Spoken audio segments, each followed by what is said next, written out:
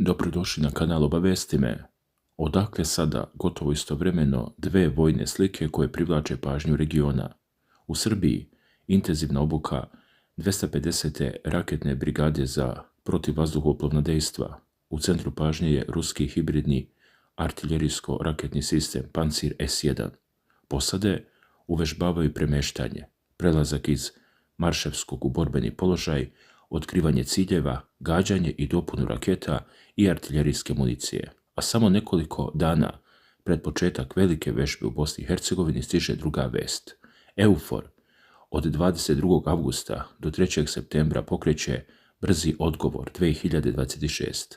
U aktivnosti se uključuju snage misije iz 24 države, rezervne jedinice iz Albanije, Austrije, Bugarske, Francuske, Grčke, Italije, Mađarske i Rumunije, kao i tim za brzi odgovor KFOR-a. I onda dolazi treći element priče.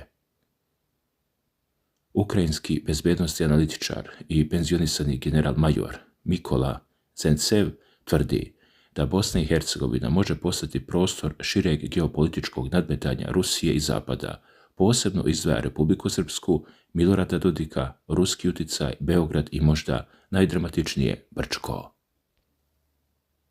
Ljudi, zašto se upravo sada toliko govori o vojnoj spremnosti, protivvazduhoplovnoj odbrani, rezervnim snagama EUFOR-a, KFOR-u, Rusiji, Republici Srpskoj i mogućim kriznim tačkama u Bosni i Hercegovini? Važno je odmah reći, nema dokaza da je intenzivna obuka vojske Srbije povezana sa vežbom EUFOR-a u BiH, niti zvanične institucije Srbije i EUFOR tvrde da postoje između te dve aktivnosti operativna veza, ali politički i bezbednosti trenutak čini njihovo vremensko preklapanje veoma zanimljivim.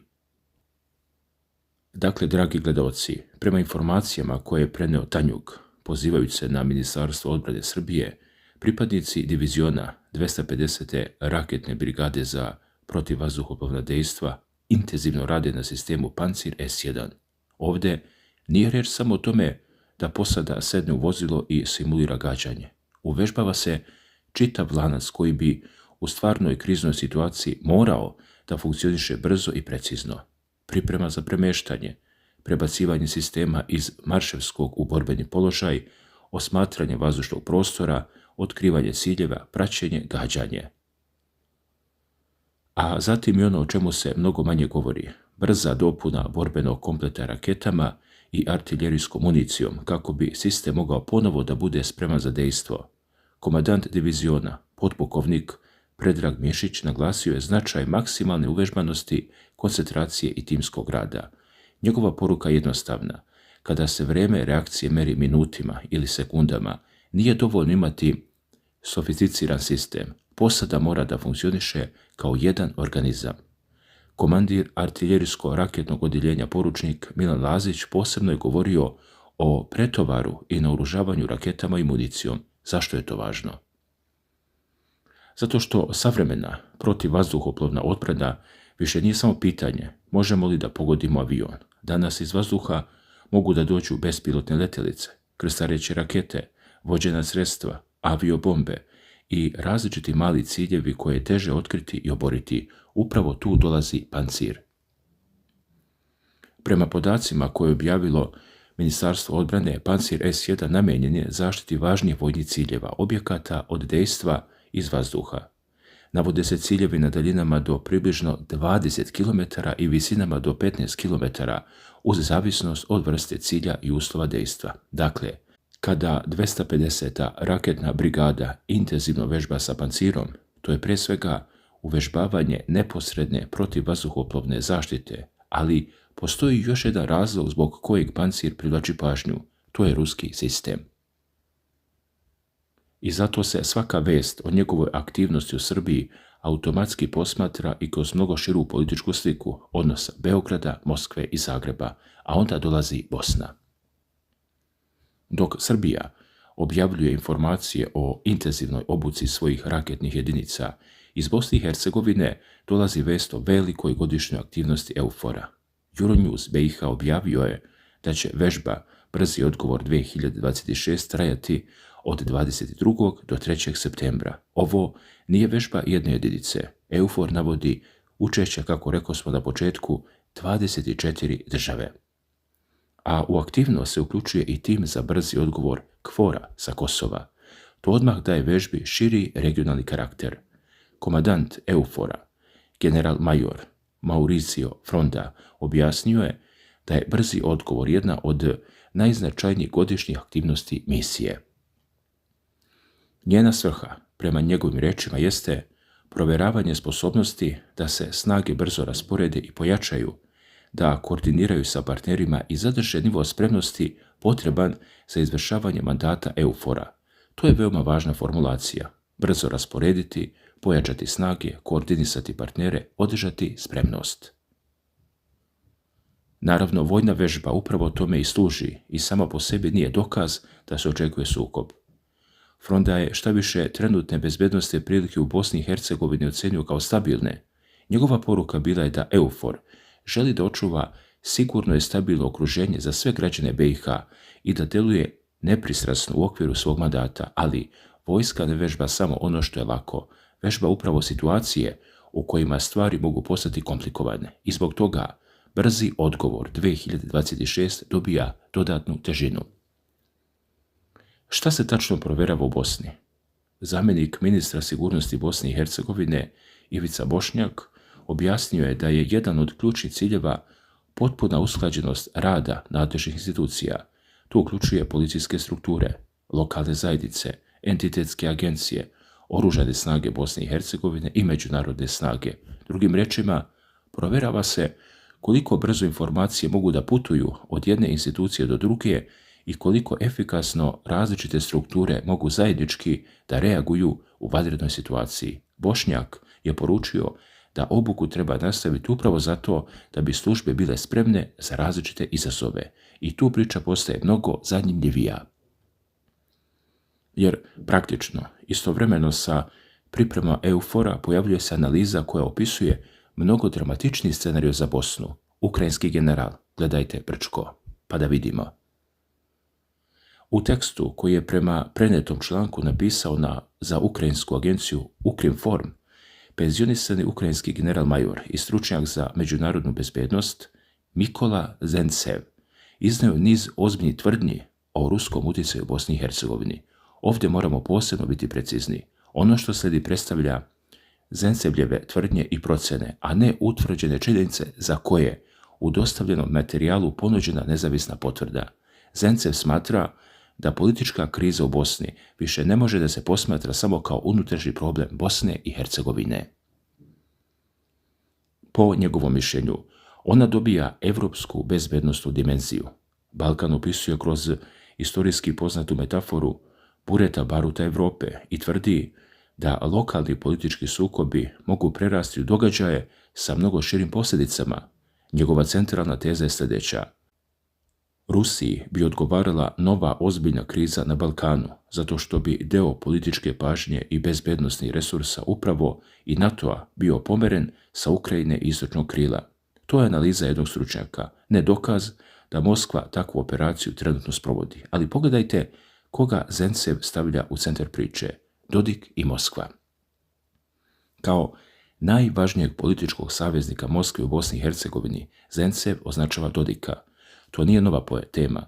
Dodik godinama održava otvorene političke kontakte sa ruskim rukovodstvom, uključujući Putina, i javno zastupa stavove koji se u brojnim pitanjima razlikuju od politike zapadnih država prema Rusiji, ali Zentsev ide znatno dalje.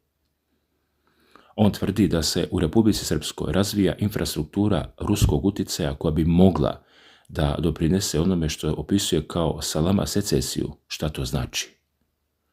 Ne jedan dramatičan potez, ne trenutak u kojem neko ustane i kaže od danas se odvajamo, nego niz manjih poteza, korak po korak, slabljenje zajedničkih institucija, osporavanje njihovih odluka, prebacivanje nadležnosti, stvaranje paralelnih struktura, sve dok se jednoga dana ne pojavi potpuno nova politička realnost.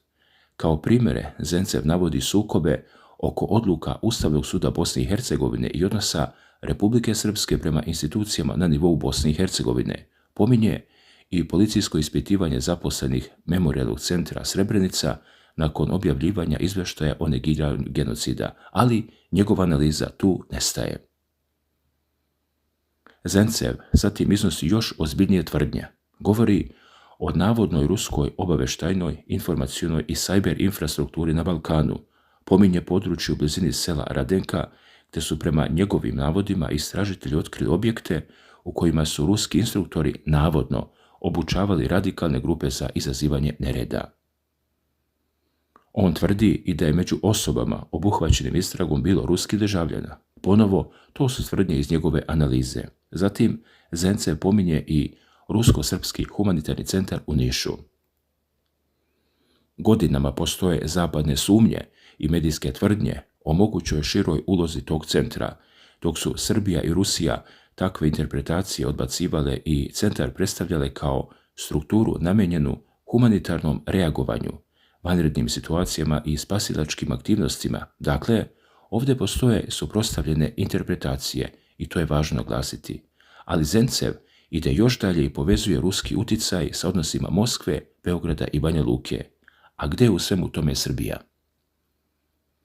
Prema njegovoj analizi, Beograd ima sopstvene interese u Republici Srpskoj, a on ih povezuje sa konceptom srpskog sveta.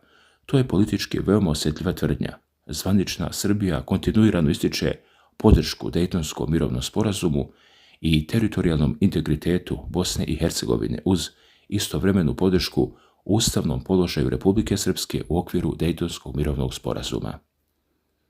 Zato ne treba praviti skok od političke bliskosti Srbije i Republike Srpske do tvrdnje da Srbija priprema nekakav vojni scenariju. Za tako nešto u materijalu koji imamo nema dokaza. Ali postoji jedna činjenica koju niko ne može da ignoriše. Srbija se nalazi neposredno uz Bosnu i Hercegovinu. Srbija je vojno neutralna. Srbija sarađuje i sa istokom i sa zapadom. I Srbija posjeduje ruske sisteme kao što je Pancir, ali i kineske i zapadne vojne platforme i opremu. Zbog toga svako ozbiljnije bezbednosno pomeranje u BiH automatski povećava interesovanje za ono što radi vojska Srbije i obrnuto. Zašto je Pancir S1 važan u ovoj priči? Ne zato što postoje dokazi da će Srbija nešto preduzeti u Bosni. Takvih dokaza nema, nego zato što Pancir pokazuje jednu stvar. Beograd veoma ozbiljno tretira sposobnost zaštite sopstvenog vazdušnog prostora i ključnih objekata. Savremeni rat u Ukrajini pokazao je koliko su dronovi promenili način ratovanja. Jeftina bespilotna letelica može da ugrozi infrastrukturu vrednu milione. Krstareće rakete mogu da dolaze na malim visinama. Vođene bombe menjaju način upotrebe avijacije. Zbog toga zemlje širom sveta Evrope ubrzano povećavaju ulaganja u protivvazduhoplovnu odbranu. U tom kontekstu treba gledati i srpsku obuku, ali onda se pogled pomera nekoliko stotina kilometara zapadno. Tamo EUFOR uvežbava brzo dovođenje pojačanja u Bosnu. I onda dolazi pitanje koji scenarij Zapad želi da bude sposoban da spreči. Zvaničan odgovor je jednostavan. Svaki scenarij koji bi mogao ugroziti bezbedno i stabilno okruženje u BiH, ali Zencev nudi mnogo konkretni odgovor i izgovara jednu reč – Brčko. A zašto baš Brčko? Ako pogledate političku mapu Bosne i Hercegovine, odmah ćete razumjeti zbog čega je distrikt Brčko strateški toliko važan. Brčko se nalazi na prostoru koji razdvaja istočni i zapadni deo Republike Srpske. Zencev tvrdi da pojedini bezbednosti analitičari upravo tu vide jednu od najosjetljivijih mogućih tačaka buduće krize. Prema scenariju koji on opisuje, eventualni pokušaj uspostavljanja fizičke kopnene veze između dva dela Republike Srpske preko područja Brčkog predstavljalo bi ekstremno ozbiljnu eskalaciju. Ali ponavljamo, to je hipotetički scenarij iz analize, ne informacija da se takva operacija priprema. To je ogromna razlika. Međutim, ako bi ikada došlo do pokušaja nasilne promjene statusa quo, posljedice više ne bi bile samo bosansko-hercegovačke i tu Zencev uvodi Hrvatsku. Hrvatska je NATO. Bosna i Hercegovina graniči se sa Hrvatskom, a Hrvatska je članica NATO-a. Zencev smatra da bi ozbiljna destabilizacija Bosne mogla da natera NATO da dodatno poveća vojno prisustvo na Balkanu. To bi značilo dodatne jedinice, dodatnu logistiku, izviđanje kapacitete i, što je za njegovu tezu najvažnije, deo zapadne pažnje morao bi da se preusmjeri sa drugih pravaca. Posebno sa istočnog krila NATO-a, tu se zatvara krug njegove argumentacije. Prema Zencevu, upravo zato bi Moskvi odgovarala balkanska kriza, ne zato što bi Balkan bio važniji od Ukrajine, nego zato što bi predstavljao još jedan problem koji Zapad mora istovremeno da rešava. I zato ćemo narednih dana posebno pratiti dve stvari. Prvo, brzi odgovor 2026 i šta će EUFOR konkretno uvežbavati širom Bosne i Hercegovine. Drugo, poruke koje budu dolazile iz Beograda, Banja Luke, Sarajeva, Zagreba, Moskve i NATO struktura, jer tek tada ćemo moći preciznije da procenimo da li gledamo samo redovne aktivnosti koje su se vremenski poklopile ili širu demonstraciju spremnosti u regionu u kojem niko više ne želi da bude zatečen nespreman. A sada pitanje i za vas, dragi gledalci. Da li je sve ovo samo slučajno vremensko poklapanje, intenzivna obuka srpskog pancira, velika vežba EUFOR-a sa rezervama iz brojnih država i uključivanja KFOR-a ili velike sile danas mnogo ozbiljnije gledaju na mogućnost nove balkanske krize i drugo, možda još važnije. Zašto se baš sada ponovo toliko govori o Brčkom, Republici Srpskoj, Rusiji i mogućem preusmjeravanju pažnje NATO-a na Balkan? Za sada nema osnova da se tvrdi da je sukob pred vratima, ali jedno je jasno, Balkan se ponovo veoma pažljivo posmatra. Hvala na pažnji.